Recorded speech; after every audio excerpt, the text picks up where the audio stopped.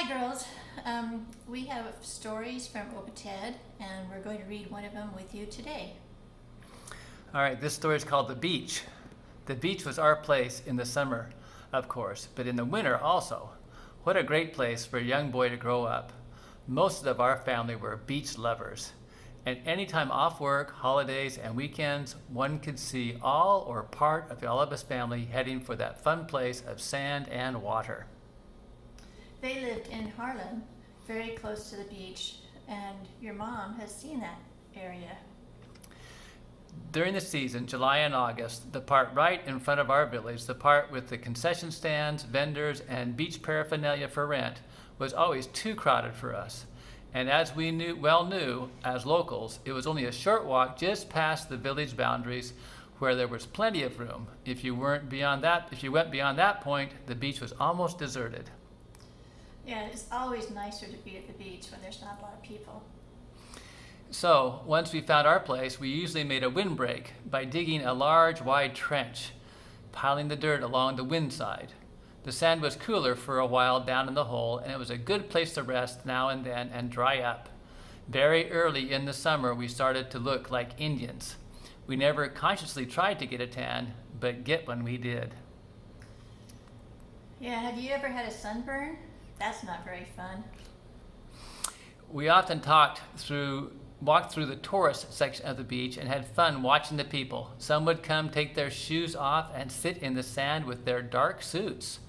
Others, more daring, would strip to their bathing suits and could not hide the many fat folds on their bodies, which would soon turn the color of cooked lobster. What a variety of people. They came from Harlem, Amsterdam, and all the way from Germany. You heard strange languages all along that crowded section.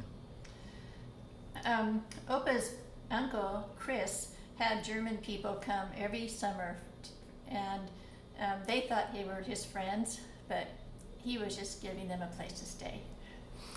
Not knowing the sea and its tides, some would settle right along the edge of the water, then had to quickly gather up their things when the tide came in and retreat to higher ground. The vendors were all around, peddling their sweet and sour pickles and salted herring, snow cones, ice cream, and what have you.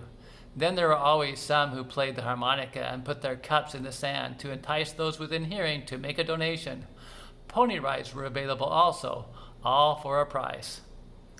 That would be fun to be at the beach and get a pony ride, wouldn't it? Then during the busiest season, there were demonstrations by lifeguards pushing the boats into the sea, through the surf, and to some imaginary person in distress. Then there were unscheduled runs when somebody seemed to be or really was in trouble. There were two areas along that crowded section where the undertow was rather strong. Even a good swimmer had to watch out. But we knew the places. When we got back on top of the dike, we could spot them as a lighter stripe going towards the horizon.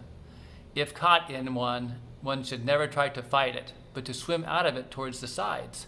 However, you could wind up quite a ways into the ocean with a long swim back to shore. Do you remember when you were at Manhattan Beach, being able to go to the ocean and have so much fun there? The mounted police patrolled the beach in their sharp uniforms, riding their splendid horses.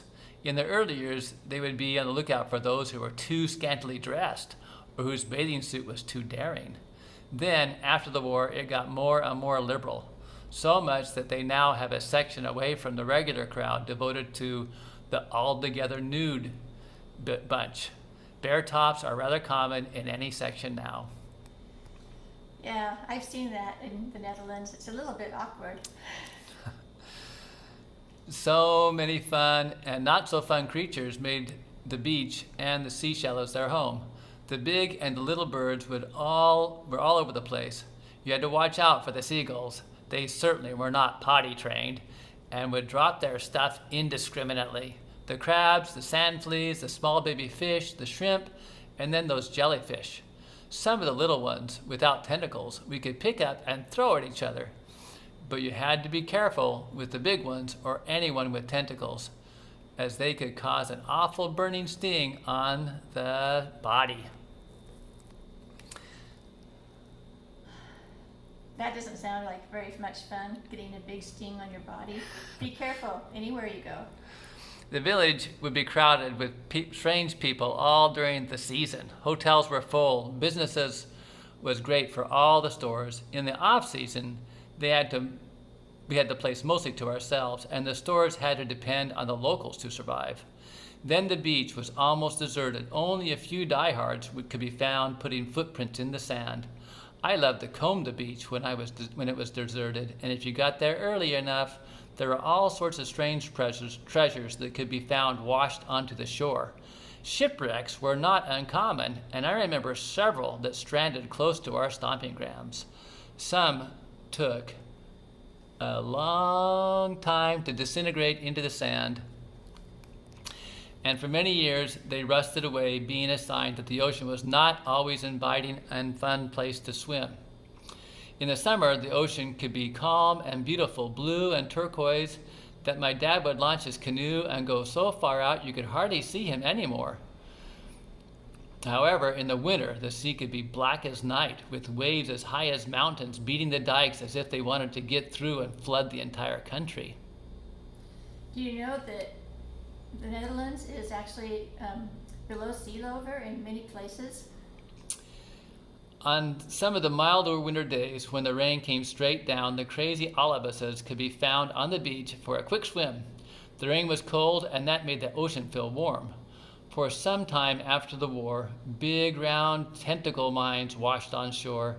Then the blasting caps would hit the sand, they'd blow up, shattering all the windows on the homes close to the ocean. Perhaps they do not blow by themselves, and the beach was put off. Sometimes they did not blow up by themselves, and the beach was put off limits. The police or the militia would either disarm it or get a shot at it and help blow it up. That must be really scary to be by. The beach was not a fun or safe place to be for some time after the war. Unexploded mines and ammunition buried in the sand caused many an injury or worse. The Atlantic Wall bunkers were blown up by the Dutch, and for many years after, big chunks of concrete littered the beach until they gradually cleaned up or sank into the sand. The Dutch were very determined to obliterate anything that reminded them of the Germans. An immediate, all-out effort was made to get everything into tip-top shape, and within a few years' time, the little country looked as if there had never been a war. However, the Dutch were, and still are, so grateful to all those who were involved and sacrificed life and limb to liberate us from the German yoke. So you can find all through Holland small and huge cemeteries where the Allies are remembered and honored every year. The beaches were also cleaned up as soon as possible.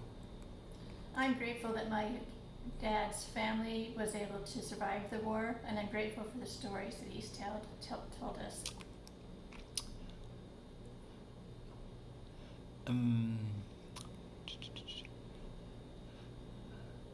Somehow we had gotten hold of a big black 8-man rubber boat.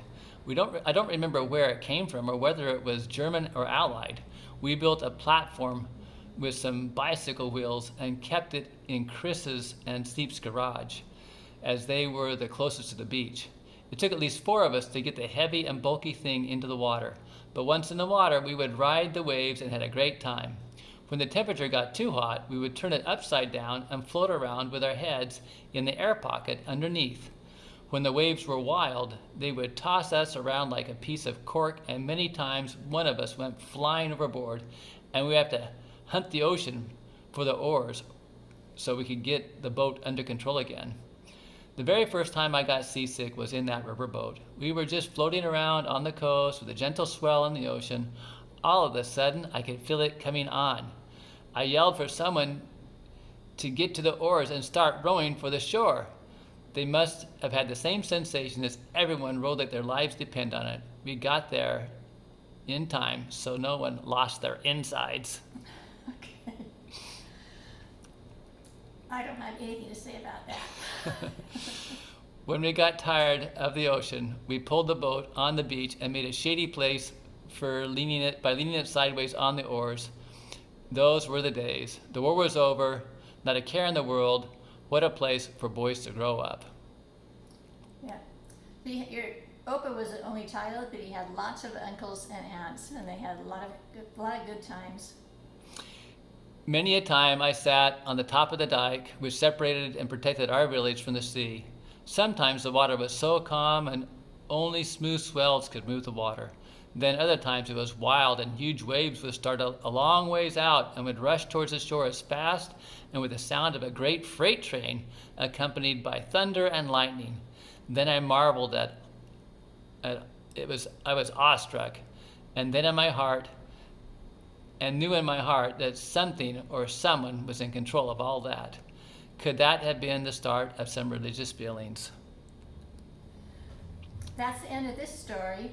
I know Opa would love to have you read the story and then send him a message. All right, so if you like this story, maybe you get your mom to send an email to Opa Ted and tell him you heard the story and what you liked about it. We hope you guys have a great day. Okay, we love you.